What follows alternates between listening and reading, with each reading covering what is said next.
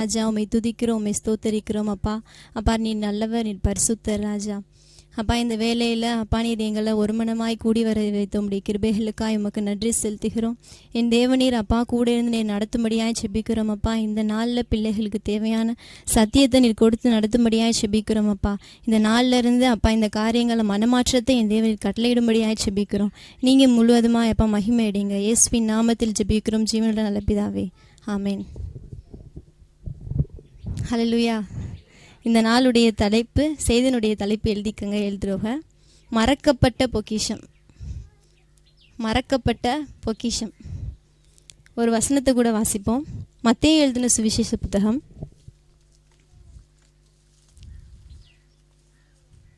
25வது அதிகாரம் 15 30 வரை. மத்தேயு எழுதின சுவிசேஷ புத்தகம் 25ஆம் அதிகாரம் 15 30 வரை. பக்கம் 39. அவனவனுடைய திறமைக்கு தக்கதாக ஒருவனிடத்தில் 5 தாலந்தும் ஒருவனிடத்தில் 2 தாலந்தும் ஒருவனிடத்தில் 1 தாலந்துமாக கொடுத்து உடனே பிரயாணப்பட்டு போனான். 5 தாலந்தை வாங்கினவன் போய் அவைகளை கொண்டு வியாபாரம் பண்ணி வேறு 5 தாலந்தை சம்பாதித்தான். அப்படியே 2 தாலந்தை வாங்கினவனும் வேறு 2 தாலந்தை சம்பாதித்தான். 1 தாலந்தை வாங்கினவனோ போய் நிலத்தை தோண்டி தன் எஜமானுடைய பணத்தை புதைத்து வைத்தான். வெகுகாலம் ஆன பின்பு அந்த ஊழியக்காரருடைய எஜமான் திரும்பி வந்து அவர்களிடத்தில் கணக்கு கேட்டான். அப்பொழுது 5 தாலந்தை வாங்கினவன் வேறு 5 தாலந்தை கொண்டு வந்து, ஆண்டவனே, 5 தாலந்தை என்னிடத்தில் ஒப்புவித்தீரே, அவைகளை கொண்டு இதோ வேறு 5 தாலந்தை சம்பாதித்தேன் என்றான். அவனுடைய எஜமான் அவனை நோக்கி, நல்லது, உத்தமமும் உண்மையும் உள்ள ஊழியக்காரனே, கொஞ்சத்திலே உண்மையாயிருந்தாய், அநேகத்தின் மேல் உன்னை அதிகாரியாக வைப்பேன், உன் எஜமானுடைய சந்தோஷத்திற்குள் பிரவேசி என்றான். 2 தாலந்தை வாங்கினவனும் வந்து, ஆண்டவனே, 2 தாலந்தை என்னிடத்தில் ஒப்புவித்தீரே, அவைகளை கொண்டு இதோ வேறு 2 தாலந்தை சம்பாதித்தேன் என்றான். அவனுடைய எஜமான் அவனை நோக்கி, நல்லது, உத்தமமும் உண்மையும் உள்ள ஊழியக்காரனே, கொஞ்சத்திலே இருந்தாய், அநேகத்தின் மேல் உன்னை அதிகாரியாக வைப்பேன், உன் எஜமானுடைய சந்தோஷத்திற்குள் பிரவேசி என்றான். 1 தாலந்தை வாங்கினவன் வந்து, ஆண்டவனே, நீர் விதைக்காத இடத்தில் அறுக்கிறவரும் தெளிக்காத இடத்தில் சேருகிறவருமான கடினமுள்ள மனுஷன் என்று அறிவேன். ஆகையால் நான் பயந்து போய் உமது தாளந்தை நிலத்தில் புதைத்து வைத்தேன். இதோ உம்முடையதை வாங்கிக் கொள்ளும் என்றான். அவனுடைய எஜமான் பிரதியுத்தரமாக, பொல்லாதவனும் சோம்பலுமான ஊழியக்காரனே, நான் விதைக்காத இடத்தில் அறுக்கிறவன் என்றும் தெளிக்காத இடத்தில் சேர்க்கிறவன் என்றும் அறிந்திருந்தாயே. அப்படியானால் நீ என் பணத்தை காசுக்காரர் வசத்தில் போட்டு வைக்க வேண்டியதாய் இருந்தது. அப்பொழுது நான் வந்து என்னுடையதை வட்டியோடே வாங்கிக் கொள்வேனே என்று சொல்லி அவனிடத்திலிருந்து தாளந்தை எடுத்து 10 தாளந்து உள்ளவனுக்கு கொடுங்கள். உள்ளவன் எவனோ அவனுக்கு கொடுக்கப்படும், பரிபூரணமும் அடைவான். இல்லாதவன் இடத்தில் உள்ளதும் எடுத்துக்கொள்ளப்படும். ஹல்லேலூயா. இந்த வசனங்களை நம்ம அநேக தடவை வாசித்திருப்போம். இந்த வசனங்களை ஏற்கனவே கேள்விப்பட்டும் சொல்லியிருக்கிறவங்க மட்டும் ஒரு விஷயம் ஆமேன்னு சொல்லுங்கள். ஆமேன். இதில் நம்ம எல்லாருக்குமே தெரிஞ்சது தான். ஒரு எஜமான் ஊழியக்காரர்கிட்ட 3 ஊழியக்காரர்கள்ட்ட கொடுத்துட்டு போவார். ஒருத்தர்கிட்ட 5 தாளந்தும், ஒருத்தர்கிட்ட 2 தாளந்து, ஒருத்தர்கிட்ட 1 தாளந்து கொடுத்துட்டு போவார். இப்போ கொடுத்துட்டு போகும்போது இப்போ இதை வாசித்து நமக்கு ஒவ்வொரு தொகலும் ஒவ்வொரு பாயிண்ட் ஆஃப் வியூவில் வாசிப்போம், அப்படி தானே? இதை முதல் தடவையாக வாசிக்கும் போது ஒரு மாதிரியாக விளக்கம் புரியும், 2வது தடவை வாசிக்கும் போது ஒரு மாதிரியாக புரியும், 3வது தடவை வாசிக்கும் போது ஒரு மாதிரியாக புரியும். ஆனால் அதில் நடந்த இன்சிடென்ட் என்னது? ஒன்று தான். எஜமான் 5 தாளந்து கொடுத்தாரு, 2 தாளந்து கொடுத்தாரு, 1 தாளந்து கொடுத்தாரு. கேட்கும்போது இவர் வேறு எதை சம்பாதிச்சு வச்சுருந்தாரு, இவரும் வேறு எதை சம்பாதிச்சு வச்சுருந்தாரு. ஆனால் அவர் நிலத்தில் தோண்டி புதைச்சிட்டார். இதை 3 விதமாக பார்க்கலாம். எப்படின்னா, ஃபஸ்ட்டு எஜமான் ஒரு ஆளுக்கு 5, ஒரு ஆளுக்கு 2, ஒரு ஆளுக்கு 1 கொடுத்துட்டு போனார். அப்போ அந்த எஜமான் பட்சபாதம் உள்ளவரா? அந்த எஜமான் பட்சபாதம் உள்ளவரா? ஒரு ஆளுக்கு 5 கொடுத்துருக்காரு, ஒரு ஆளுக்கு 2 கொடுத்துருக்காரு, ஒரு ஆளுக்கு 1 கொடுத்துருக்காரு அப்படிங்கிற ஒரு கேள்வி வரும் ஃபஸ்ட்டு ஒரு தடவை வாசிக்கும்போது. 2வது வாசிக்கும்போது என்ன ஆகுதுன்னா, அந்த ஊழியக்காரன் எஜமான் கொடுத்ததை அப்படியே தான் அவர் ஒப்பிட்டுச்சார். இப்போ நான் உங்கள்கிட்ட ஒரு காரியத்தை கொடுக்குறேன்னா அதை நீங்கள் என்கிட்ட கொடுத்தீங்கன்னா நான் சந்தோஷம் தானே பண்ணணும். அப்படியே அவர் துக்கப்பட்டு இவர் என்ன செய்கிறார், புறம்பான இதில் அவரை போடுங்கன்னு சொல்கிறாரு. 2 கேள்வி. இந்த கேள்விலாம் உங்களுக்கு வருதா? வந்துச்சுன்னா இன்னும் சத்தியம் நல்லா புரியும். 3வது கேள்வி என்னென்னா, ஊழியக்காரன் வந்து புதைச்சி வச்சதுடைய காரணம் என்ன? புதைச்சி வச்சா அந்த தோண்டி புதைச்சி வைக்கிறது தான் இன்னையோடைய செய்தி. இப்போ வந்து எஜமான் பச்சைபாதம் உள்ளவரா? ஏன் அதில் வந்து 5 இங்கே 2 அங்கே 1ன்னு கொடுத்துட்டு போகிறாரு? இப்போ ஃபார் எக்ஸாம்பிள் இப்போ வந்து ஒரு தகப்பன் பிள்ளைகள்கிட்ட வந்து கொடுத்துட்டு போகிறா, அதாவது பிள்ளைகளை வந்து இப்போ டூருக்கோ இங்கே அனுப்புகிறாங்கன்னு வச்சுக்கோங்க. அப்போ தானே காசு கொடுப்பாங்க, இல்லைன்னா எல்லாத்தையும் தகப்பன் வாங்கி கொடுப்பாரல்ல. அப்போ ஃபஸ்ட்டு உள்ளவங்கள்ட்ட 500 ரூபா, செகண்ட் உள்ளவங்கள்ட்ட 5க்கு பதில் 500, 2க்கு பதில் 200, 1க்கு பதில் 100. சரியா? அப்போ 500 ரூபா, 200 ரூபா, 100 ரூபா கொடுக்குறது. அந்த தகப்பன் வந்து அந்த பிள்ளைகள்கிட்ட இந்த பாசத்தை குறைவாக செலுத்துறாரா? எல்லோரும் டூருக்கு தான் போகிறாங்க, ஆனால் ஒவ்வொரு ஒவ்வொரு மாதிரி காசு கொடுக்குறாங்க. ஏன் கொடுக்குறாங்க? அவங்களுக்கு அதாவது இந்த 500 ரூபா கொடுத்தவன்ட்ட எவ்வளோ கொடுத்தாலும் அவன் எவ்வளோ செலவழிப்பான்னு அவருக்கு தெரியும், அதனால கொடுத்துட்டாரு. இந்த 200 ரூபா கொடுத்தவன்ட்ட ஏன் 200 ரூபா கொடுத்தாரு? அவன்கிட்ட 500 ரூபாயே கொடுத்தாலும் அவன் பாதி எடுத்து வச்சுட்டு 200 ரூபாய் தான் செலவழிப்பான். அதனால தான் என்ன செஞ்சிட்டாரு? 200 ரூபாய் கொடுத்தாரு. இப்போ 100 ரூபாய் கொடுத்தவர் ஏன் 100 ரூபாய் கொடுக்குறாரு? அதை செலவழிக்கணும் கொடுக்குறாரு. ஆனால் இவன் என்ன பண்ணுறான்? அந்த 100 ரூபாயே மிச்சம் முடிக்கணுங்கிறதுக்காக மண்ணில் தோண்டி புதைச்சி வைக்கிறான். சரியா? அப்போ எஜமான் யார்? பச்சைபாதம் உள்ளவர் கிடையாது. அவனவனுக்கு என்ன வேணுமோ அதை தான் செய்கிறாரு. இப்போ தேவன் வந்து இந்த இடத்துல ஒரு உவமையாக தான் வந்து இயேசு கிறிஸ்து சொல்லிக்கிட்டு இருக்காரு. இது நடந்த விஷயம் கிடையாது, உவமையாக சொல்லிக்கிட்டு இருக்காரு. அப்போ இதில் எஜமான் யார்? ஆண்டவராகிய இயேசு கிறிஸ்து. நீங்கள் எனக்கு ரிப்ளை பண்ணாதான் நான் இன்னும் நல்லா உங்களுக்கு புரிகிற மாதிரி சொல்ல முடியும். உங்களுக்கு புரியுதா என்னன்னு எனக்கு தெரியும். சரியா? இப்போ எஜமான் யார்? இயேசு கிறிஸ்து. ஊழியக்காரர் யார்? நான். சரியா? நான் ஒரு ஊழியக்காரர், இன்னொரு தொகை. இப்போ 3 ஸ்டேஜில். இப்போ எனக்கு 5 தாளந்து கொடுத்துருக்காரு, இன்னொருத்தவளுக்கு 2 தாளந்து கொடுத்துருக்காரு, இன்னொருத்தவளுக்கு 1 தாளந்து கொடுத்துட்டார். இப்போ அவர் யார்? தேவன் பட்சபாதம் உள்ளவர் அல்லவேன்னு சொல்லி ரோமர் 2வது அதிகாரம் 11வது வசனத்தில் இருக்குது. அப்போ அவர் ஏன் சொல்லியிருக்கார்? தேவன் ஏன் பட்சபாதம் உள்ளவர் இல்லை? ஏன்னா அவருக்கு தெரியும், ஒன்றை இதை கொடுத்தாதான் இது சரியாக செய்வேன் அப்படிங்கிறது அவருக்கு தெரியும். ஆனால் நம்ம என்ன செஞ்சிடறோம்னா, அவர் கொடுக்குறதே என்ன செஞ்சிடறோம்? வாங்கி செலவழித்து வேறு இதை சம்பாதிச்சு கொடுக்குறது இல்லை, தோண்டி வச்சிடுறது. இப்போ தோண்டி வைக்கிறது எதுக்காவது யூஸ் ஆகுமா? யூஸ் ஆகுது. நம்மளே நம்பி வந்து 4-5 தாளந்துகளை வந்து அவர் கொடுத்துட்டு தான் போயிருக்கார். கண்டிப்பாக எதையுமே கொடுக்காமல் இருக்க மாட்டார். நம்மளை ஒரு நோக்கம் இல்லாமல் அவர் வந்து அழைக்கிறது கிடையாது, அழைக்கிற தேவன் கிடையாது. இப்போ நமக்கு நிறைய வரங்களை கொடுத்துருக்காரு. அந்த வரங்களை பற்றி பார்ப்போம். 1 கொரிந்தியர் நமக்கு அவர் என்னென்னலாம் கொடுத்துட்டு போயிருக்காங்கிறத இந்த வசனங்களில் கூட பார்ப்போம். 1 கொரிந்தியர் 12வது அதிகாரம் 7 12 வரை. பக்கம் 238. ஆவியினுடைய அனுக்கிரகம் அவனவனுடைய பிரயோஜனத்திற்கென்று அளிக்கப்பட்டிருக்கிறது. எப்படியெனில், ஒருவனுக்கு ஆவியினாலே ஞானத்தை போதிக்கும் வசனமும், வேறொருவனுக்கு அந்த ஆவியினாலேயே அறிவை உணர்த்தும் வசனமும், வேறொருவனுக்கு அந்த ஆவியினாலேயே விசுவாசமும், வேறொருவனுக்கு அந்த ஆவியினாலேயே குணமாக்கும் வரங்களும், வேறொருவனுக்கு அற்புதங்களை செய்யும் சக்தியும், வேறொருவனுக்கு தீர்க்கதரிசனம் உரைத்தலும், வேறொருவனுக்கு ஆவிகளை பகுத்தறிதலும், வேறொருவனுக்கு பற்பல பாஷை பேசுதலும், வேறொருவனுக்கு பாஷைகளை வியாக்கியானம் பண்ணுதலும் அளிக்கப்படுகிறது. இவைகளை எல்லாம் அந்த ஒரே ஆவியானவர் நடப்பித்து தமது சித்தத்தின்படியே அவனவனுக்கு பகிர்ந்து கொடுக்கிறார். சரி, இந்த வசனங்கள் புரியுதா? இல்லை என்ன சொல்லிக்கிட்டு இருக்காருன்னா, வரங்களை குறித்து சொல்லிக்கிட்டு இருக்காரு. அதாவது தேவன் நம்மளுக்கு வந்து அந்த 7வது வசனத்தில் பாருங்கள், ஆவியினுடைய அனுக்கிரகம் அவனவனுடைய பிரயோஜனத்திற்கென்று அளிக்கப்பட்டிருக்கிறது. அதாவது ஆவியினுடைய அனுக்கிரகம் அவனவனுடைய பிரயோஜனத்திற்கென்று தான் அளிக்கப்பட்டிருக்கு. பிரயோஜனம்னா என்னது? அவனுடைய யூஸ்க்காக, அவனுடைய பிரயோஜனத்திற்காக என்ன செய்யுதுன்னா கொடுக்கப்பட்டிருக்கு. இப்போ எனக்கு அவர் அந்நிய பாஷையை கொடுத்துருக்காரு அப்படின்னா அது என்னுடைய பிரயோஜனத்திற்காக கொடுத்துருக்கிறார். இன்னொரு சகோதரனுக்கு வந்து தீர்க்க தரிசனம் சொல்கிற வரத்தை கொடுத்துருக்கிறாருன்னா அது அவனுடைய பிரயோஜனத்திற்கு என்று கொடுத்துருக்காரு. ஆனால் இதில் அவர் என்ன சொல்லியிருக்காரு? நம்ம என்னதை பற்றி பார்த்துட்டு இருக்கோம்? அவர் பட்சபாதம் உள்ளவர் அல்லவே. அதான் சரியா? 5 2 1 கொடுத்தாரே, அது ஏன்னு. சரியா? இதான் ஃபஸ்ட்டு நல்லா ஞாபகம் வச்சுக்கோங்க. ஒரு ஆளுக்கு 5 2 1 கொடுத்துருந்தார்ல, தேவன் பட்சபாதம் உள்ளவர் அல்லவே. அது ஏன் சொல்லிக்கிட்டு இருக்காருன்னா, இப்போ அதில் இன்னொரு வசனத்தில் பாருங்களேன், இவைகளை எல்லாம் அந்த ஒரே ஆவியானவர் நடப்பித்து தமது சித்தத்தின்படி அவனவனுக்கு பகிர்ந்து கொடுக்கிறார். அவருடைய சித்தத்தின்படி தான் என்ன செய்கிறாருன்னா ஒரு ஆளுக்கும் பகிர்ந்து ஷேர் பண்ணி கொடுத்துக்கிட்டு இருக்காரு. இப்போ அதில் வந்து நம்ம எனக்கு மட்டும் ஏன் 5 கொடுத்துருக்க, எனக்கு மட்டும் ஏன் 4 கொடுத்துருக்க இப்படின்னு கேட்போம். நம்மளுடைய அதாவது இயல்பாகவே நம்ம என்ன செய்வோம்னா நம்மளுடைய இதில் நம்ம நிறைவாக இருக்க மாட்டோம். அது வேறு விஷயம்.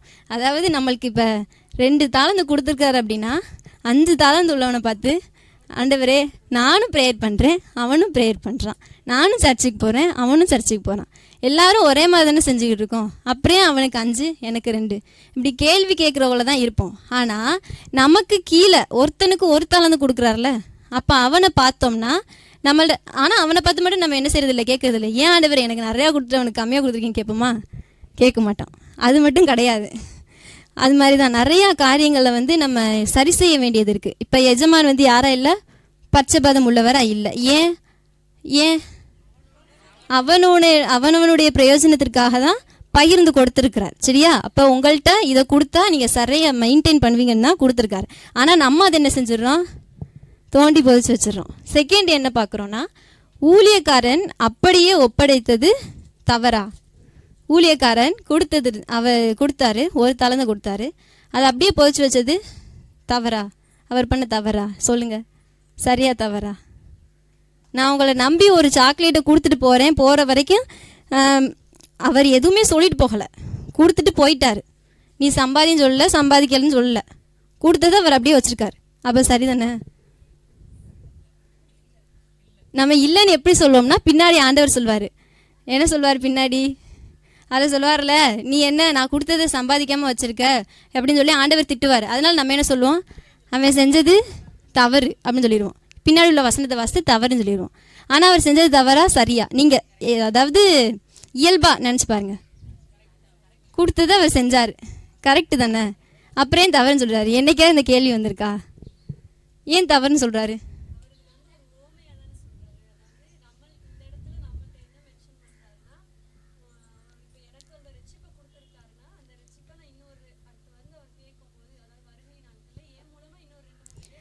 அதாவது அதில் என்ன சொல்லியிருக்காருன்னா, கொடுத்ததை, அதாவது அதில் வந்து இயல்பாக உள்ளதான் நம்ம எடுத்துக்கிறோம். சரியா? இப்போ நம்ம யோசிக்கிறது, பைபிளில் விட்டுருங்கப்பா, அதில் என்ன சொல்லியிருக்காங்க, நீங்கள் அது பின்னாடி உள்ளதை விட்டுருங்கப்பா, அதில் என்ன சொல்லியிருக்காங்க, கொடுத்துட்டு போயிட்டாரு, வந்து கேட்கும்போது தோண்டி வச்சிட்டார்.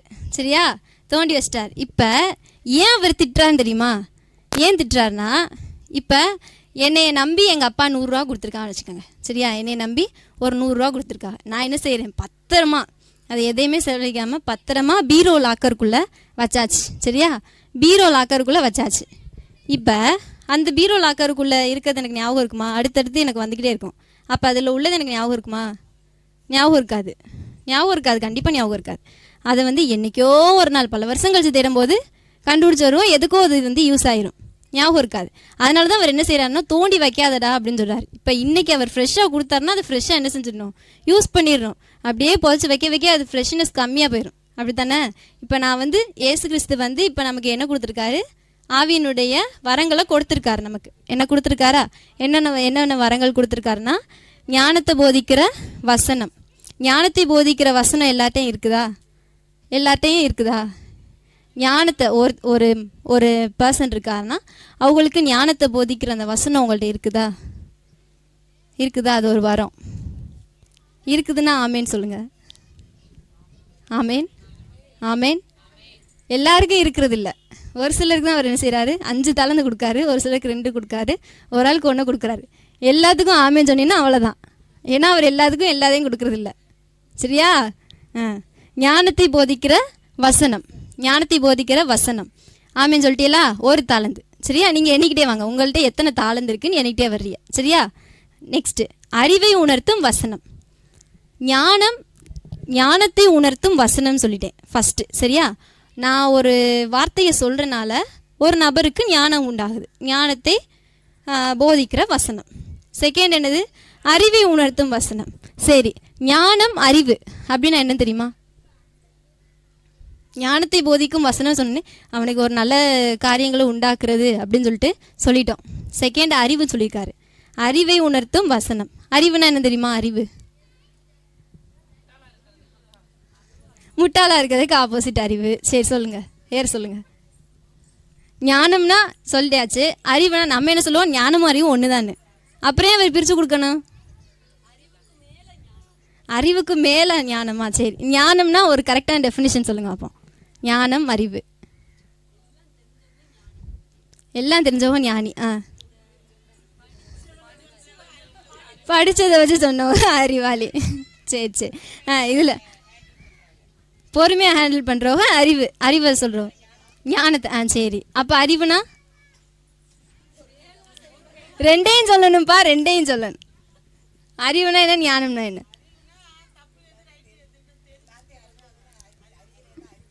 எல்லாத்தையும் அறிஞ்சவங்க அறிவு. ஞானம்னா அதாவது சொல்கிறவங்க அறிவுக்கு மட்டும் சொல்லக்கூடாது, ஞானத்துக்கு மட்டும் சொல்லக்கூடாது, ரெண்டுக்கும் சொல்லணும். ரெண்டுக்கும் டிஃப்ரென்ஷியேட் பண்ணி காட்டுறேன்னு எனக்கு. அப்புறம் ஏன் பவுல் சொல்லியிருக்காரு, அழகா ஒன்லே சொல்லிக்கலாம்ல, ஞானத்தை போதிக்கும் வசனம் அப்படின்னு ஒரு வாரத்தை சொல்லிட்டு முடிச்சிருக்கலாம். 2 இது சொல்லியிருக்காரு. ஏன் சொல்லியிருக்காரு? அதில் ஏதோ ஒரு உள்ளக்க என்ன இருக்குது, சத்தியம் இருக்குது, அது நமக்கு தெரியணும். சரி, நான் சொல்கிறேன். ஞானம் அப்படிங்கிறது என்ன அப்படின்னா, ஃபஸ்ட்டு அறிவுக்கு வந்துடும். இப்போ எனக்கு ஒரு டீச்சர் இருக்காங்க ஸ்கூலில், சரியா? இப்போ என்னுடைய டீச்சர் எனக்கு கற்றுக் கொடுக்குறாங்க, சரியா? அப்போ அவங்க எனக்கு என்ன செய்கிறாங்க, ஞானத்தை உணர்த்துறாங்க. அது அவங்கள்ட்ட இருந்து நான் பெற்றுக்கொண்டது, அது ஞானம். இப்போ நான் பெற்றுக்கொண்டதை இன்னொருத்தனுக்கு புரிகிற மாதிரி சொல்லிக் கொடுக்குறேன், தெரியுதா? அது அறிவு. புரிஞ்சிருக்குன்னு நினைக்கிறேன். புரியுதா புரியலையா? நான் இன்னொருத்தவங்கள்ட்ட இருந்து பெற்றுக்கொள்கிறது ஞானம். அந்த நான் பெற்றுக்கொண்ட அந்த ஞானம் அதை மற்றவர்களுக்கு நான் செயல்படுத்துறது அறிவு, சரியா? இப்போ ஞானத்தை போதிக்கிற வசனம் இப்போ யார் யார்கிட்ட இருக்குது சொல்லுங்கள்? ஞானத்தை போதிக்கும் வசனம் இப்போ யார் யார்கிட்ட இருக்குது? நீங்கள் இருக்குன்னு சொல்லக்கூடாது, ஹேண்ட்ஸ்அப் பண்ணி காட்டுங்க, அப்போ தான் யார் யாருன்னு தெரியும். மறுபடியும் எல்லாத்தையும் கை தூக்கிட்டீங்கன்னா அது கடைசியாக வரும். நீங்கள் இதை சொல்லுங்கள். ஞானத்தை போதிக்கும் வசனம். செகண்ட் வந்து அறிவை உணர்த்தும் வசனம் இப்போ இருக்கா? அறிவை உணர்த்தும் வசனம் இருக்கா யார்ட்டையாது? இருக்கா? அப்போ நீங்கள் பெற்றுக்கொண்ட சத்தியத்தை நீங்கள் மட்டும் தான் வச்சுருக்கீங்களா? எல்லாத்தையும் யார்ட்டையா சொல்கிறீங்கல்ல, அது அறிவை உணர்த்துகிற வசனம். அவனுக்கு தெரியாத காரியத்தில் நான் சொல்லி அவனை தெளிவுபடுத்துறது அறிவை உணர்த்துகிற வசனம். அது நம்ம எல்லாத்தையும் இருக்கும். அடுத்து பாருங்கள், விசுவாசம். அவர் எனக்கு எந்த தாளந்தையுமே கொடுக்கல அப்படிங்கிற சொல்கிறதுலாம் இங்கே வேலையே இல்லை. அவர் விசுவாசினாலே அது ஒரு வாரம் தான். ஆமேன் ஆமேன். நம்ம என்ன செய்கிறோம், அவர் வந்து இந்த பூமியில் நமக்காக வந்தார், நம்மளுடைய பாவங்களுக்காக இறந்தார், இது வரைக்கும் இந்த நாளில் நம்மளை நடத்துகிறாரு, மறுபடியும் மகிமையில் கொண்டு போய் சேர்ப்பார் அப்படிங்கிற விசுவாசம் நம்ம எல்லாருக்குள்ளே இருக்குது. இது என்ன, ஒரு வாரம். இந்த வாரம் இருக்குதா? ஆமேன். சத்தமாக சொல்லுங்கப்பா, ஆமேன். கர்த்தர் கேட்டுக்கிருக்கார், எனக்கு தெரியாது. குணமாக்கும் வரங்கள். இப்போ இயேசு கிறிஸ்து சென்ற இடம் ஃபுல்லாக வியாதியஸ்தர்கள் எல்லாரும் குணமாகினாங்க, அப்படி தானே? இப்போ நம்மளால் ஒரு மகளுக்காக விசுவாசத்தோடு நம்ம ஜெபிக்கிறோம் ஆண்டவர்கிட்ட. அப்போ நம்ம ஜெபிக்கும் போது அங்கே ஒரு விடுதலை உண்டாகுதா? அது யார் யார்கிட்ட இருக்குது? நம்ம ஜெபிக்கும் போது இங்கே அப்படியே இப்போ ப்ரெசண்ட்டில், சரியா? இப்போ இங்கே ஒரு தொகையிருக்காக சரியான காய்ச்சல் கொதிக்குது, சரியா? இப்போ என்னை விட்டு நான் இந்த இடத்துல இயேசு கிறிஸ்துவின் நாமத்தினால இந்த மகளை பலவீனப்படுத்தியிருக்கிற ஆவி வெளியே நான் கண்டித்து ஜெபிக்கும் போது என்ன செய்யணுங்க, விடுதலை உண்டாகணும். அப்போ எனக்கு அந்த குணமாக்குற வரம் கொடுக்கப்பட்டிருக்கு, சரியா? ஆனால் நம்ம என்ன செய்கிறோம்னா, இங்கே அவங்க சரியான சிவியர் கண்டிஷனில் இருப்பாங்க.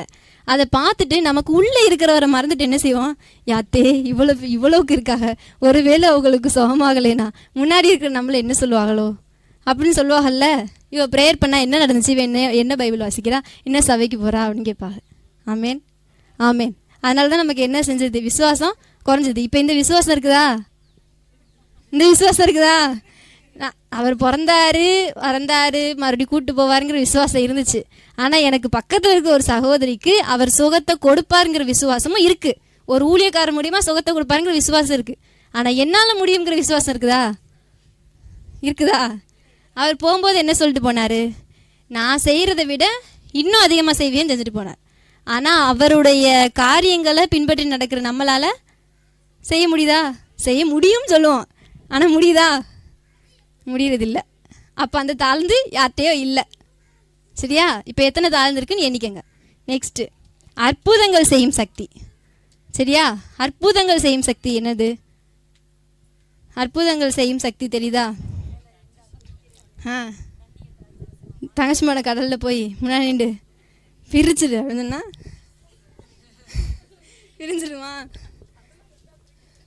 பிரிஞ்சிருமா? அவருடைய பிள்ளை தானே, வாய்க்கு கைக்கு சொல்லுவோம், அவர் என்னோட அப்பா, நான் அவர் பிள்ளை, என்னை அவர் விட்டு கொடுக்க மாட்டார் சொல்லுவோம், எப்போ நம்ம தேவைப்படும் போது மட்டும் சொல்கிறது. ஆனால் சும்மா போய் நின்று பிரிக்கக்கூடாது, சரியா? நான் சொல்கிறேங்கிறதுக்காக டெஸ்ட் பண்ணி பார்த்துறாதீங்க யார், சும்மா போய் நிற்காதீங்க. ஆண்டவருடைய மகிமைக்காக அந்த இடத்துல நம்ம செயல்படணும் அப்படின்னா அதை செய்யணும், அது கரெக்டு. ஆண்டவருடைய மகிமை, அதாவது அந்த இடத்துல அந்த அற்புதம் நடக்கிறனால ஒரு கூட்ட ஜனங்களுக்கு வந்து ஆண்டவராக இயேசு கிறிஸ்துவை பற்றி தானே ஒரு விசுவாசம் உண்டாச்சு அப்படின்னா நம்ம செய்கிறது கரெக்டு, சரியா? அதாவது அவர் சொல்லியிருக்காரு, சகலமும் பக்தி விருத்திக்கு ஏதுவாகவே செய்யப்பட கடவுள், சரியா? இப்போ நான் சொன்னேங்கிறதுக்காக எல்லா காய்ச்சல்காரங்களையும் கூப்பிட்டு பிசாசு உள்ளக்குள்ள இருக்கிற ஆவி வந்து வெளியே போன்னு சொல்லக்கூடாது, சரியா? ஆண்டவர் உங்களுக்கு சொன்னார்னா உங்களுடைய விசுவாசத்தை பொறுத்து தான் என்ன செய்யணும். நம்ம வாட்டில் சும்மா வரவோ போகிறோம் எல்லாருக்கும் ப்ரேயர் பண்ணுறோம், அவங்க சுகத்தை வாங்கிட்டு போயிடுவா, எங்கள் அப்பா என்ன சும்மா கொடுப்பாரா? சும்மா கொடுக்குறதுக்கா சொல்லுங்க, சும்மா கொடுக்குறதுக்கா? நான் உனக்கு கொடுத்தேன்னா நீங்கள் எனக்கு தரணும்ல. அப்போ நான் அவங்க சுகத்தை பெறாங்கன்னா அவங்க என்ன செய்யணும்? நம்மளுக்கு தேவையில்லை, அவர் வந்து அங்கே வந்து கணக்கு கொடுக்கணும், அப்படி தானே? இப்போ சும்மா வரவோ போகிறவங்களுக்குலாம் என்ன செய்யக்கூடாது, அதையும் புரிஞ்சுக்கோங்க, சரியா? நெக்ஸ்ட்டு, தீர்க்க தரிசனம் உரைத்தல். தீர்க்க தரிசனம் யாரையாவது உரைப்பீங்க? தீர்க்க தரிசனம் தீர்க்க தரிசனம் ரெண்டுக்கும் டிஃப்ரெண்ட் தெரியும்ல, அது தெரியும்ல?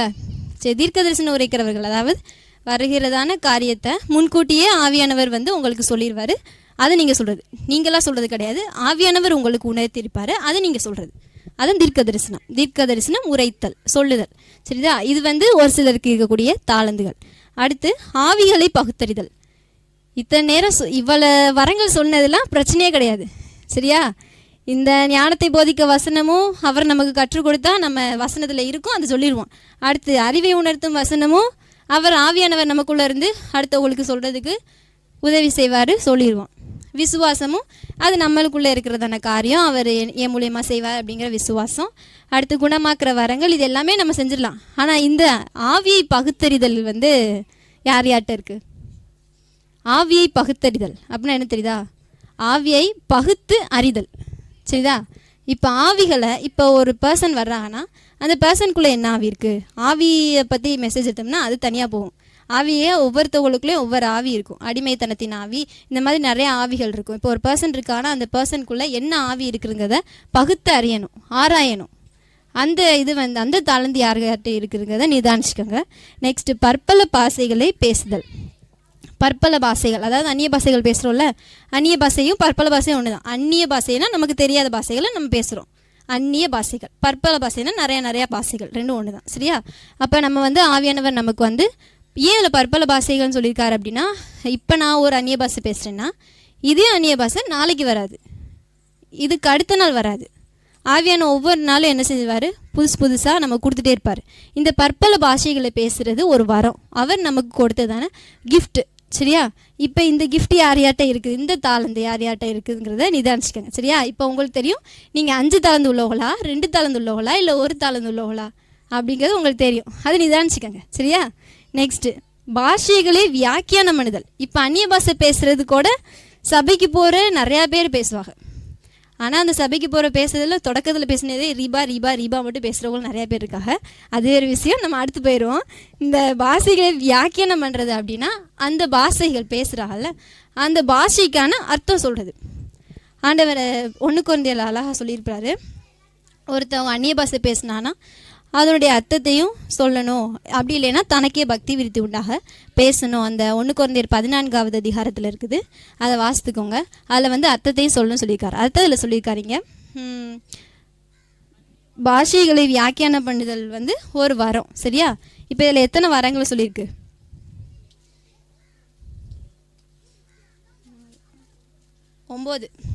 9 வரங்கள் இருக்குது. இல்லை 9 வரங்களில் கண்டிப்பாக 9 வரங்கள் எல்லாருக்கும் கொடுத்துக்க மாட்டார். ஒரு ஆளுக்கு 5, ஒரு ஆளுக்கு 2, 1.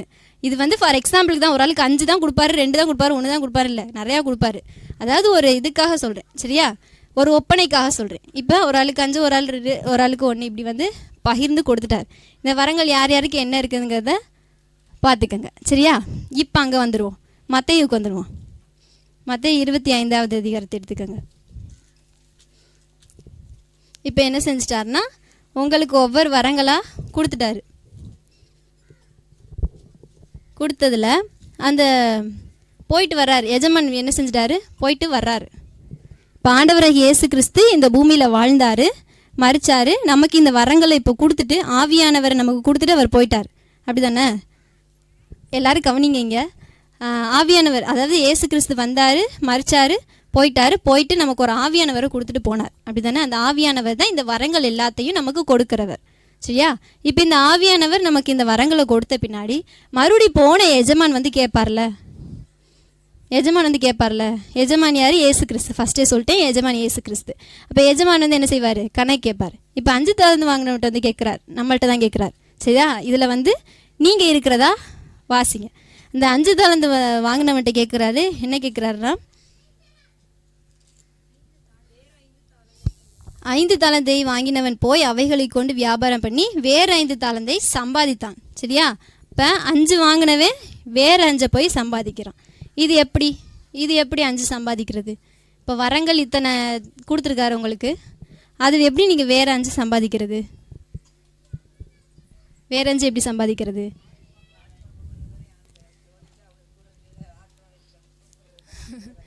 இப்போ 5 தாலந்து, இப்போ எனக்கு வந்து இந்த சரி ஒரு எக்ஸாம்பிளுக்கு ஒரு 5 சொல்கிறேன். சரியா? இப்போ விசுவாசம், குணமாக்கும் வரங்கள், அற்புதங்கள் செய்யும் சக்தி, தீர்க்கதரிசனம் உரைத்தல், ஆவிகளை பகுத்தறிதல், இந்த 5 தாலந்து எனக்கு கொடுத்துருக்காருன்னு வச்சுக்கோங்க. சரியா? இப்போ இந்த 5 தாலந்து எனக்கு கொடுத்துருக்காருன்னா நான் அதை யூஸ் பண்ணணும். யூஸ் பண்ணுறதுக்கு தான் கொடுத்துருக்காரு. சரியா?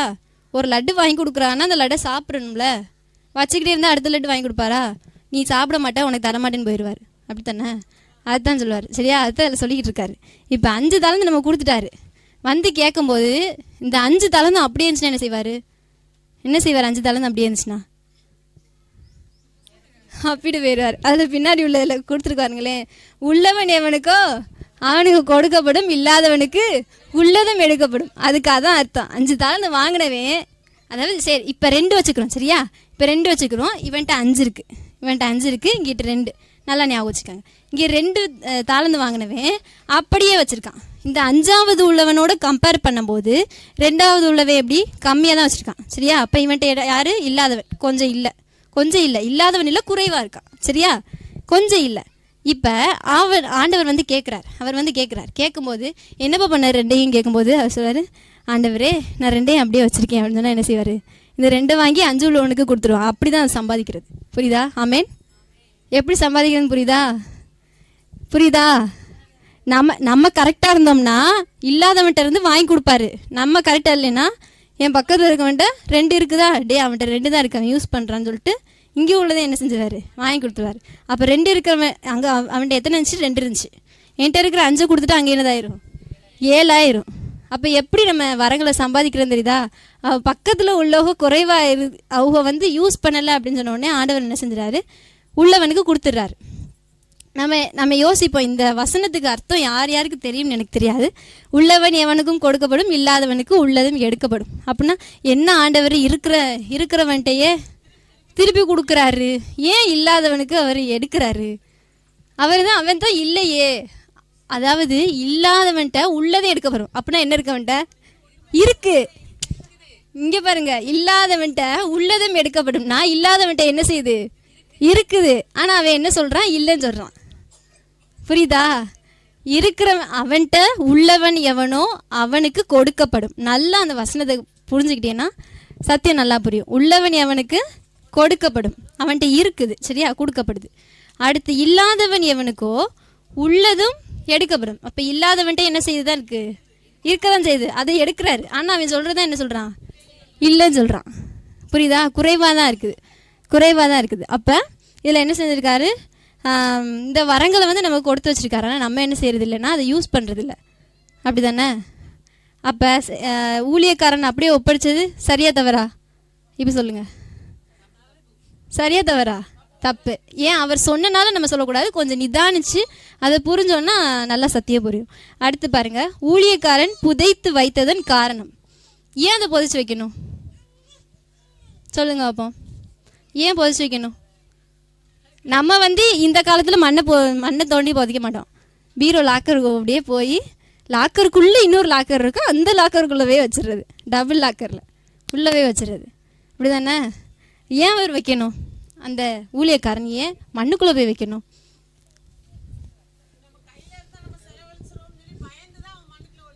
கையில் இருந்தால் செலவழிச்சோன்னு சொல்லி பயந்து உள்ளவே வைக்கிறது.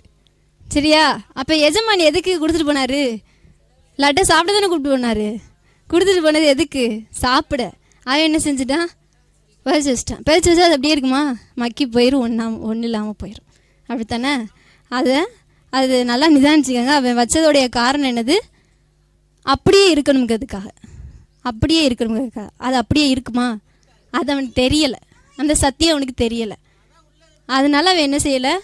யூஸ் பண்ணலை. சரியா? அதனால தான் அவர் என்ன செய்கிறாருன்னா, கோவப்பட்டு உள்ளவனுக்கு கொடுக்க போகிறோம், இல்லாத அவன்கிட்ட இருந்து இவனுக்கு எடுத்து கொடுத்துட்றான்னு சொல்லிடுவார். புரியுதா? ஆமேன். அந்த வசனத்தில் 25வது அதிகாரத்தில் அந்த வசனத்தில் பாருங்கள்.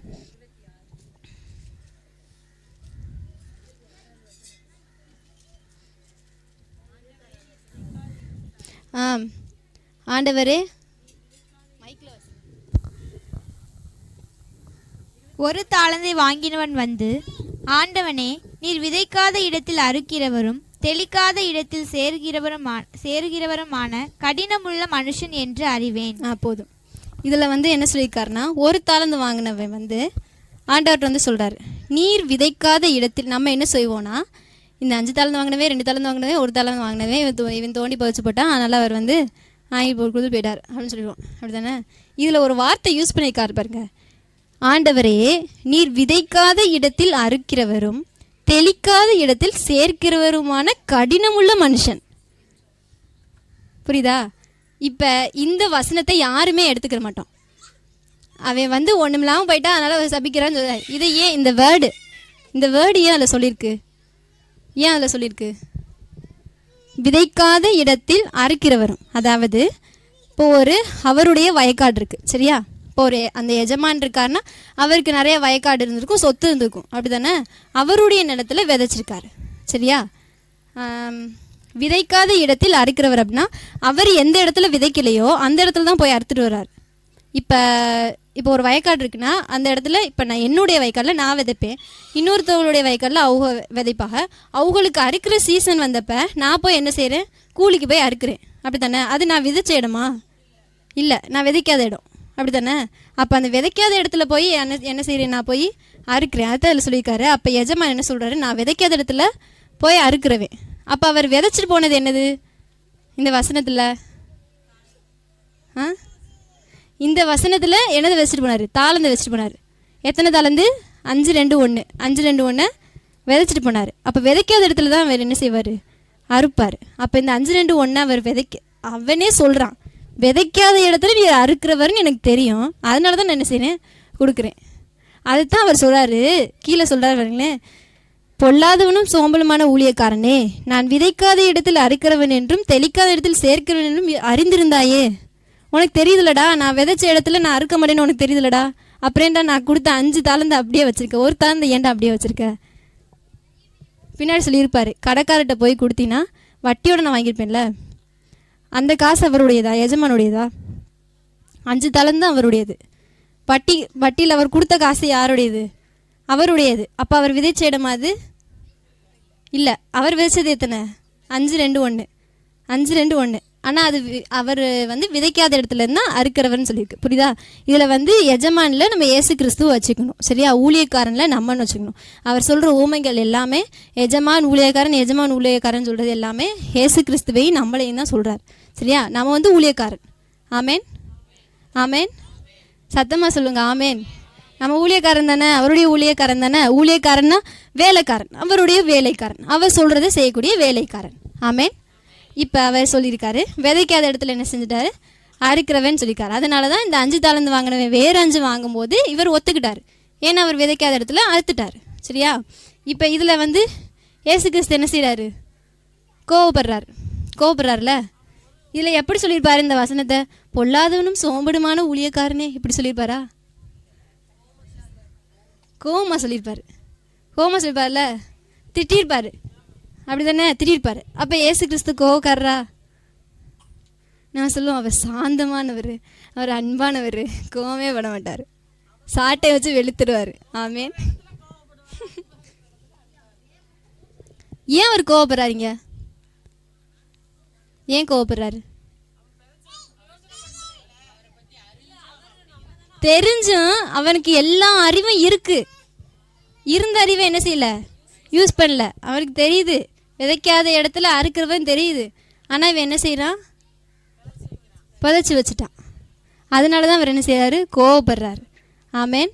அப்போ அவர் அதாவது எல்லா இடத்துலையும் அன்பாக இருக்கணும். நம்ம ஏதாவது ஒரு இடத்துல கோவப்பட்டோம்னா, நீங்கள் என்ன சர்ச்சுக்கு போறியா, நீங்கள் என்ன சர்ச்சுக்கு போறியா, கோவப்படக்கூடாதுன்னு சொல்லியிருக்க மாட்டாங்களா உங்களுக்கு அப்படின்னு கேட்பாங்க. எல்லா இடத்துலையும் அமைதியாக இருந்தாரா, இதைத்தான் கேட்கணும். ஏசு கிறிஸ்து சொல்வார், அந்த தேவாலயத்தில் புறாக்கள் விற்கிறவர்களையும் காசுக்காரரையும் பார்த்து என்ன சொல்லுவார், காசுக்காரருடைய பலகையில் உள்ள அந்த இதெல்லாம் என்ன செஞ்சிட்டாரு, கொட்டி விட்டு புறாக்களை அவுத்து விட்டார். அவுத்து என்ன செஞ்சார், சவுக்கையை வச்சு அடிச்சிட்டாரு. அப்போ எந்த இடத்துல கோவப்படணுமோ அந்த இடத்துல கோவப்படணும். இந்த இடத்துல அவர் கோவப்பட்டது சரி. ஏன்னா கோவப்பட்டாதான் அடுத்த முறையாவது அந்த தவறை அவன் என்ன செய்வான், செய்ய மாட்டான். அதனால் ஆமேன். சரி, இப்போ இந்த வரங்களில் சில பேர் என்ன செஞ்சிட்டோன்னா இப்போ தான் யோசிக்கிறோம், ஆஹா பாதி தான் நம்ம என்ன செஞ்சுருக்கோம், தோண்டி புதைச்சி வச்சுருக்கோம். ஆமேன். புதைச்சி வச்சுருக்கீங்களா, மண்ணுக்குள்ளே வச்சுருக்கீங்களா, லாக்கருக்குள்ளே வச்சுருக்கீங்களா, புதைச்சி வச்சுருக்கீங்க. சரி, பார்ப்போம். ஒரு வசனத்து கூட எடுப்போம். மத்தேயு எழுதின சுவிசேஷம் 13வது அதிகாரம் 44வது வசனம். 44 பக்கம் 21. அன்றியும் பரலோக ராஜ்யம் நிலத்தில் புதைத்திருக்கிற பொக்கிஷத்திற்கு ஒப்பாயிருக்கிறது. அதை ஒரு மனுஷன் கண்டு மறைத்து அதை பற்றிய சந்தோஷத்தினாலே போய் தனக்கு உண்டான எல்லாவற்றையும் விற்று அந்த நிலத்தை கொள்ளுகிறான். போதும். சரி, இப்போ இதில் என்ன சொல்லியிருக்குன்னா, பரலோக ராஜ்யம் நிலத்தில் புதைத்திருக்கிற பொக்கிஷத்திற்கு ஒப்பாயிருக்கிறது. அதாவது ஒரு பொக்கிஷமான காரியத்தை நிலத்தில் தோண்டி என்ன செஞ்சுருக்காங்க, புதைச்சி வச்சுருக்காங்க. அப்போ அது என்னது, ரொம்ப பொக்கிஷமானது, அதை நிலத்தில் தோண்டி புதைச்சி வச்சுருக்காங்க. அதுக்கு ஒப்பாக இருக்குது பரலோக ராஜ்யம். ஏன் அவர் சொல்கிறாரு, பரலோக ராஜ்யம்ங்கிறது ஒரு பொக்கிஷமான காரியம். அது அநேகருடைய கண்களுக்கு தெரியப்படுறதில்லை. ஏன்னா அது மண்ணில் புதைச்சி வச்சுருக்க மாதிரியா மூடப்பட்டிருக்கு. ஒரு சிலருக்கு நம்ம இறந்தா பரலோகத்துக்கு போவோங்கிற அறிவு இருக்கும், ஆனால் என்னென்ன செஞ்சால் பரலோகத்துக்கு போவோங்கிறது தெரியாது. ஆமேன். அதுதான் சொல்லியிருக்காருங்க, பரலோக ராஜ்யம் நிலத்தில் போய்த்திருக்கிற பொக்கிஷத்துக்கு ஒப்பாக இருக்குது. அது ஒரு மனுஷன் பார்த்து என்ன செய்கிறான், மறைக்கிறான். அந்த என்ன செய்கிறாரு, மறைக்கிறாரு. நல்லா கவனிச்சின்னா புரியும். சரியா? இப்போ பரலோக ராஜ்யம்ங்கிற ஒரு பொக்கிஷத்தை நான் பார்க்குறேன். சரியா? நான் பார்த்து என்ன செய்கிறேன், மறைச்சு வச்சிடுறேன். நிலத்தை தோண்டி மறைச்சி வச்சிடுறேன். அப்போ தாளந்தை வாங்கி மறைச்சி வச்சானே, அது மாதிரியா பார்த்து மறைச்சி வச்சிடுறோம். சரியா?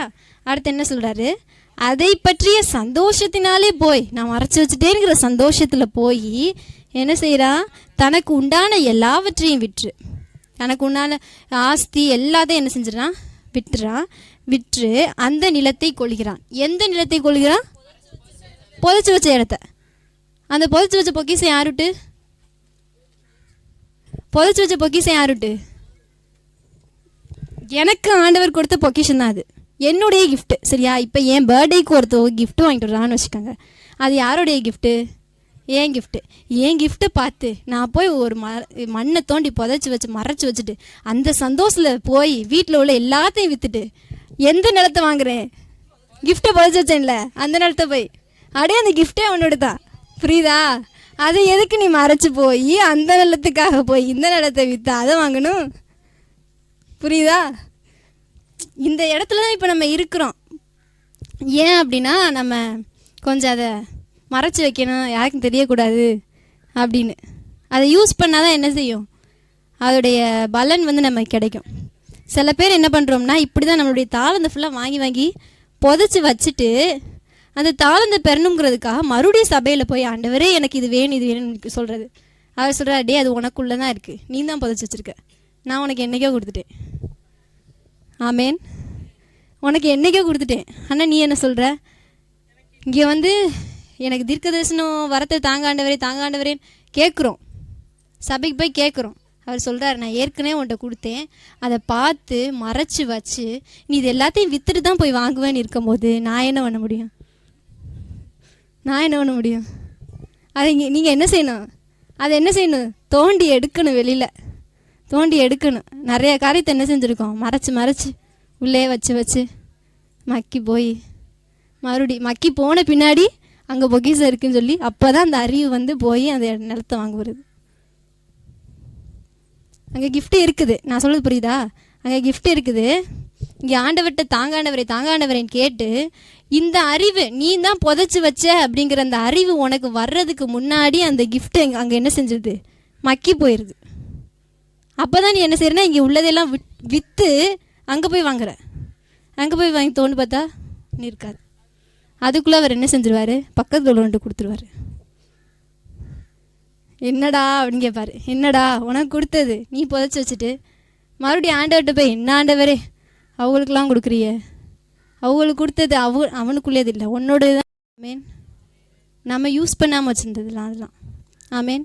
இப்போ ஒரு புதுசாக ஒரு நபர் வர்றாங்களே, அவங்க என்னை விட அதிகமாக சத்தியத்துக்குள்ளே வளர்றாங்களே, என்னாண்டவர் எனக்கு அதிகமாக அவங்க போதனை செய்கிறாங்களே அப்படின்னு கேட்குறது நியாயமே இல்லை. உனக்குள்ளே இருக்கிறது அது உனக்குள்ளே இருந்தது, நீ தேடுறதுக்குள்ளே அங்கே போயிடுச்சு.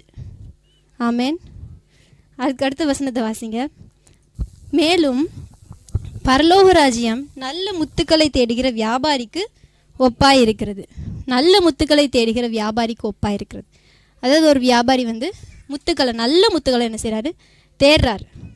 தேடிட்டு கீழே பாருங்கள், அவன் விலை உயர்ந்த ஒரு முத்தை கண்டு போய் தனக்குண்டான எல்லாவற்றையும் விட்டு அதை கொள்ளுகிறான். இதுவும் அதே மாதிரி தான், அந்த பொக்கிஷத்தினுடைய கதை மாதிரி தான்.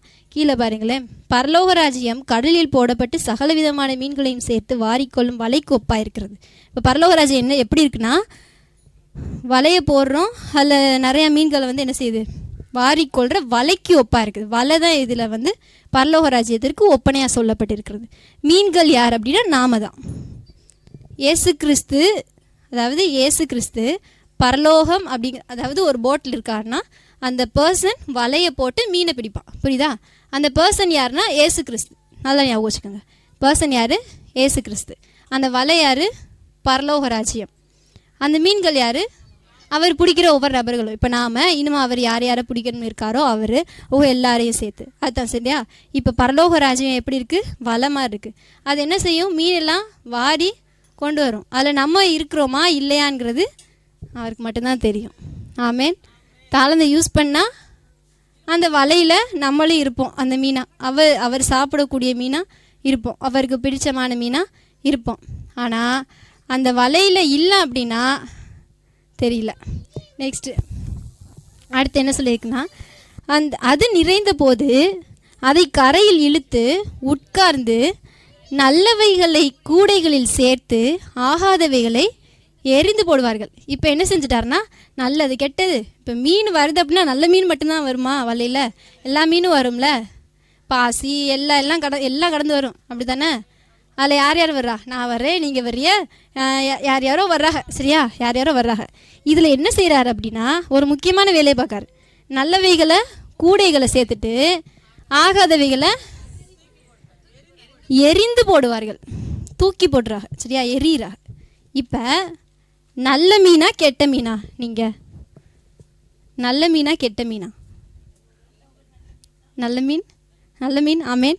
யார் நல்ல மீன், யார் கெட்ட மீன்?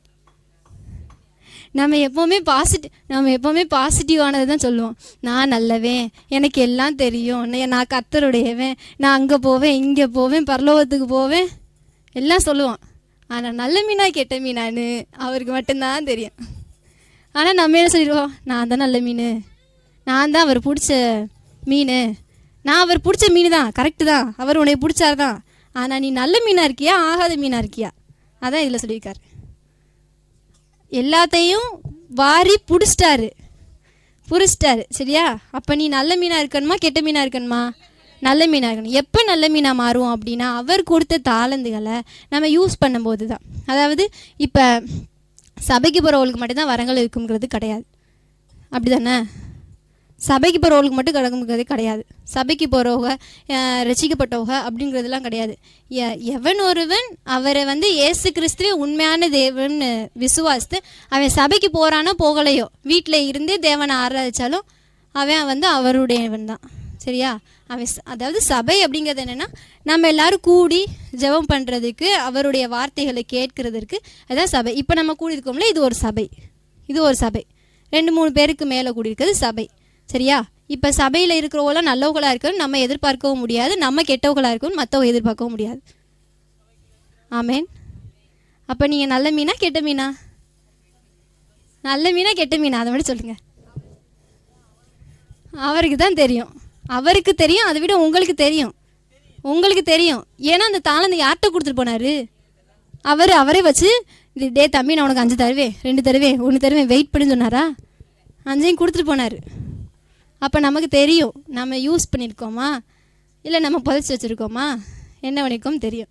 ஆனால் இப்படி தான் நிறையா பேருடைய பொக்கிஷங்கள்லாம் என்ன செஞ்சுருக்குன்னா வீணாக போய்கிட்டுருக்கு. வீணாக போகுதுன்னு இல்லை, அவர் வீணாக்க விட மாட்டார்.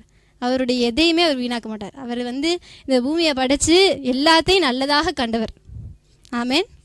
எல்லாத்தையும் நல்லதாக கண்டவர். ஆனால் நம்ம தான் என்ன சொல்லுவோம், அங்கே போகாத இங்கே போகாத அப்படின்னு நம்ம பாதி இதை என்ன செய்வோம், நல்லதே இருக்காது நம்ம சொல்கிறதில்ல. அங்கே போகாத எல்லாமே கெட்டதான காரியத்தை தான் சொல்லுவோம். அவர் எதையுமே வீணாக்குறவர் கிடையாது. நம்ம விட்டு புதைச்சி வச்சு ரொம்ப நாளே ஆயிருந்தாலும் அதை வீணாக்க விட மாட்டார். என்னுடைய சகோதரன் ஒருத்தர் குறைவாக இருப்பான்ல, அவனுக்கு எடுத்து கொடுத்துருவார். இல்லை அப்படின்னா அவன் நிறைவாக இருந்தாலும் அவனுக்கு எடுத்து கொடுத்துருவார், அவன் யூஸ் பண்ணான். புரியுதா? இப்போ இதில் புரிஞ்சுக்கிட்டது என்னது, பெற்றுக்கொண்டதை யூஸ் பண்ணிங்கன்னா நீங்கள் நல்ல மீன். சரியா? நம்மளுடைய ஏரியாவுக்கு ஏற்ற மாதிரி நான் சொல்கிறேன். சரியா? பெற்றுக்கொண்ட தாளந்தை யூஸ் பண்ணால் நீங்கள் நல்ல மீன். பெற்றுக்கொண்ட தாளந்தை நீங்கள் யூஸ் பண்ணலை, புதைச்சி வச்சுருந்தீங்க அப்படின்னா அதை மற்ற ஒரு சகோதரனுக்கு கொடுக்க வேண்டியதாக அவருக்கு ஒரு கட்டாயமாயிரும். இப்போ நான் என்னுடைய தகப்பன் இருக்கிறா அப்படின்னா அவர் எனக்கு 2 இதை பகிர்ந்து கொடுத்துருக்காரு. சரியா? பகிர்ந்து கொடுத்துருக்காரு. நான் அதை யூஸ் பண்ணலை அப்படின்னா என்னுடைய சகோதரனுக்கு போய் சேரும். அதாவது என்னுடைய சகோதரன் தான். சரியா? அதாவது கூட பிறந்தவங்கிறது கிடையாது. சரியா? நம்ம பரலோகத்தில் ஆண் என்றும் பெண் என்றும் கிடையாது, எல்லாருமே எப்படி தான் இருக்கும், ஒன்றாக தான் இருக்கிறோம். நம்மளுடைய சகோதரன் அப்படின்னா நம்மளுடைய பந்தியில் ஒரே சரமாக எல்லோரும் பந்தி எடுக்கிறோம்ல, அப்போ நம்மளுடைய சகோதரனுக்கு என்ன செஞ்சிருவார், கொடுத்துருவார். அப்போ இந்த மாதிரி காரியங்கள்லேருந்து நம்ம என்ன செய்ய வேண்டியது இருக்குன்னா மனம் திரும்ப வேண்டியது இருக்குது. நிறையா காரியங்கள் என்ன செஞ்சிடறோன்னா புதைச்சி வச்சுட்டு மறுபடியும் ஆண்டவர்கிட்ட அழுகிறது, ஆண்டவரே என்கிட்ட ஆசீர்வாதம் இல்லை அப்படின்னு சொல்லுது. அவர் சொல்லார், இல்லாதவன்ட்ட உள்ளதும் எடுத்துக்கொள்ளப்படும். அப்போ இல்லாதவன்ட்ட என்ன தான் செய்யுது, இருக்க தான் செய்யுது. அப்போ இல்லாதவன் சொல்கிறவன்ட்டே என்ன தான் செய்யுது, இருக்குது. ஸோ அவர் இல்லைன்னு யாரையுமே வச்சது கிடையாது, எல்லாருக்கும் நிறைவாக தான் கொடுத்துருக்காரு. நம்ம தான் என்ன செய்கிறது இல்லைன்னா அதை பாதி இதை மண்ணில் பொதிச்சு வச்சிடறோம், பாதி இதை வரவோல் கொடுக்குறோம். அதாவது இப்போ பீரோவில் நிறையா ட்ரெஸ் இருக்குது அப்படின்னா அந்த ட்ரெஸ்ஸில் பாதி ட்ரெஸ்ஸை போடவே மாட்டோம், அது லாக்கருக்குள்ளேயே இருக்கும். அது லாக்கருக்கு பாதி இதை கேட்டு வருவாங்கள்ல அவங்களுக்கு பாதி இதை கொடுத்துருவோம். சரியா? பாதியை யூஸ் பண்ணுறோம், பாதியை யூஸ் பண்ணலை, பாதியை நம்ம போடுறோம், பாதி யாரோ போடுறாங்க, இப்படியே போயிடுது. இப்படி தான் நம்ம என்ன செஞ்சிடறோம்னா தாளந்தையும் வாங்கி வச்சுருக்கோம், பாதி லாக்கருக்கே போயிடுது, பாதியை நம்ம யூஸ் பண்ணுறோம். சபைக்கு போகிறோம், அந்நிய பாஷை பேசுகிறோம். எப்போ அந்நிய பாஷை, அதாவது இதில் 9 வரங்கள் இருக்குது, இதில் 9மே கிடைச்சவங்களும் இருப்பாங்க. ஆனால் சபைக்கு போனால் நம்ம பேசக்கூடியது ஒன்று என்னது, அந்நிய பாஷை பேசுவோம். வேறு என்ன செய்வோம் இதில் அது ஒன்று தான் பேசுவோம், வேறு எதுவும் பண்ண மாட்டோம். அப்போ அது என்ன செய்கிறோம், அது நம்ம போடுற ட்ரெஸ் மாதிரியா. சரியா? அந்நிய பாஷைங்கிறது நம்ம போடுற ட்ரெஸ் மாதிரியா. சரியா? மீதி நம்ம கொடுத்துருக்க இந்த அற்புதங்கள் செய்கிற வரை இது எல்லாமே அடுத்தவங்களுக்கு நம்ம கொடுக்குறது. புரியுதா? ட்ரெஸ் இல்லைன்னு கொடுக்குறோம்ல, அவனுக்கு சுகம் இல்லைப்பா அதனால கொடுக்குறோம்ல. சரிதா? அது மற்றவங்களுக்கு கொடுக்குற ட்ரெஸ் மாதிரியா. பாதி இந்த இதெல்லாம் இருக்கு, ஆவிகளை பகுத்தறிதெல்லாம் யாரும் யூஸ் பண்ணுறதே கிடையாது, இருந்தாலும் அது லாக்கருக்குள்ளே கிடக்கு. இன்றைக்கி லாக்கருக்குள்ளே உள்ளதெல்லாம் என்ன செய்ய போகிறான், தட்டி எடுக்க போகிறேன். உள்ளக்குள்ளே கொத்தாக இருக்குது, வச்சுக்கிட்டே என்ன செய்யுது, ஆண்டவரே ஒன்றும் இல்லைப்பானே கேட்குறது. அப்போ நம்மள்ட்ட என்ன செய்யுது, இருக்குது குறைவாக இல்லை, நிறைவாகவே இருக்குது. ஆனால் நம்ம என்ன செய்கிறோம்னா பக்கத்தில் உள்ளவனை பார்த்து ஆண்டவரே அவன்கிட்ட நிறையா இருக்குதேன்னு கேட்குறதுக்குள்ளே நம்மள்கிட்ட இருக்கிறத கொடுத்து இன்னொருவள்கிட்ட கொடுத்துருவார், எடுத்து அவன்கிட்ட கொடுத்துருவார். அப்படி தான் என்ன செய்யணும்னா எல்லா தாளந்தையும் இழந்துட்டு அவர்கிட்ட போய் கேட்குறதுக்குள்ளே இங்கே இருக்கிறது எல்லாம் காணாமல் போயிடுது. நம்மள்கிட்ட இருக்கிறத யூஸ் பண்ணாமல் இன்னும் 4-5 இதை கேட்குறது. புரியுதா? அப்போ நல்ல மீனா கெட்ட மீனா நீங்களே முடிவு செஞ்சுக்கோங்க. இன்றைக்கி என்ன செய்ய போகிறோன்னா மறக்கப்பட்ட இந்த பொக்கிஷத்தை தான் என்ன செய்ய போகிறோம், தேடி கண்டுபிடிச்சிருக்கோம். இத்தனை நாள் இது எப்படி தான் இருந்திருக்கு இந்த பொக்கிஷம்லாம் எப்படி இருந்திருக்கு? உங்களுக்கு ஆவியானவர் கொடுத்த தாளந்து, உங்களுக்கு ஆவியானவர் பேசின வார்த்தைகள் எல்லாம் எப்படி இருந்திருக்கு? மறக்கப்பட்டிருந்திருக்கு. இந்த மறக்கப்பட்டிருந்த பொக்கிஷத்தை தான் என்ன செஞ்சுருக்கோம் இன்றைக்கி தேடி கண்டுபிடி